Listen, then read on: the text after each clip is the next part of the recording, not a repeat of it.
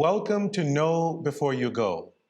My name is Father Brian Walker, and this is for the Fourth Sunday of Lent. It has been a year since we have been in this pandemic. So much has happened over the course of the year. It has been a very long year, and sometimes it's hard to believe that it's only been a year.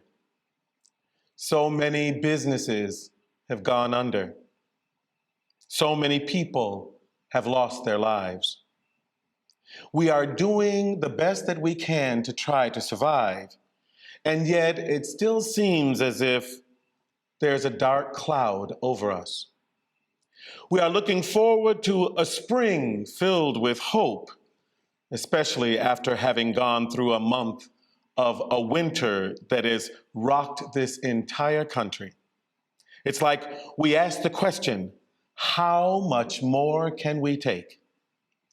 We have gotten some days that are brighter and better, but still, we know that there are some surprises that await us. We don't know what lies ahead, so we have to be prepared for anything.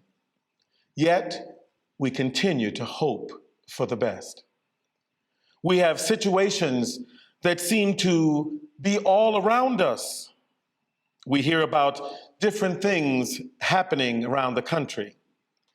There are states where more and more is opening up, and some look to the end of, wearing these masks, while others become fearful of a new wave of the pandemic. They say that too many people are so anxious to get things back to normal that they are ignoring the signs that are right in front of them. And so they have to make personal decisions that are contrary to what the authorities are saying. And it seems once again, these decisions are being politicized. At the same time, we have the hope of the vaccine. Not only one vaccine, but we have the hope of 3 vaccines that are there to help us get back to normal. And people are looking forward to the day when they can hug family members again and gather as they once did. All of this is before us. And we have the reading that comes to us from the Gospel of St. John that says, "For God so loved the world that he gave his only Son." When we think about all the people in the world who have perished, and the people who are still suffering because of long-term complications from COVID, we feel a little different. God so loved the world that he sent his only Son. It's difficult to truly understand these words when people are in pain, when people are suffering. There are so many people who don't know where to go or what to do because of what has happened over the course of this last year. I remember back almost a year ago now when I was in the hospital with COVID. I wasn't sure if it was the end for me or not. We didn't know a lot about the disease back then, and the isolation and the loneliness seemed overwhelming.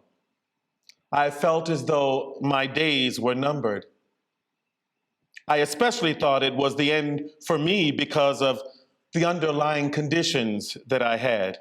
I felt as though there was no hope. I couldn't stand on my feet anymore, and I felt as though I would soon have to say goodbye to family and friends. Being on oxygen made it worse as time went on because I could no longer breathe very well to be able to speak. It wasn't until I began to recover that I thought about how blessed I truly was and am. In those moments of isolation, I did not feel that God loved me so much. I felt as though my mission was being cut short. But God did and does love me, because it was later that I was made aware of the people who were praying for me and lifting me up. I can look back today and say that God not only loved me, and God not only loved the world, but loved me in a special way. He sent his son not just for the world, but specifically for me, to show me that my work was not done. I wake up each and every day and look in the mirror and understand that I was spared. And so I thank God for the gift of another day. Each and every one of us here must lift one another up. There are those who have made the journey home to be with God. And it doesn't mean that God didn't send his son for them. It means that the son was there to show them the way home. But there are those of us who must continue, and we must thank God for each and every minute that we have. Spring is on the horizon, but that does not mean that we aren't prepared for those cold days yet to come. We must be prepared. Have faith, my sisters and brothers. Yes, God so loved the world that he sent his only son for you. Don't ever forget it. Even when it gets gray outside and the clouds are there and the storms may rage, the sun does come out again, and there is always the hope of a brighter and better day. Don't give up, because God has not given up on you. Amen.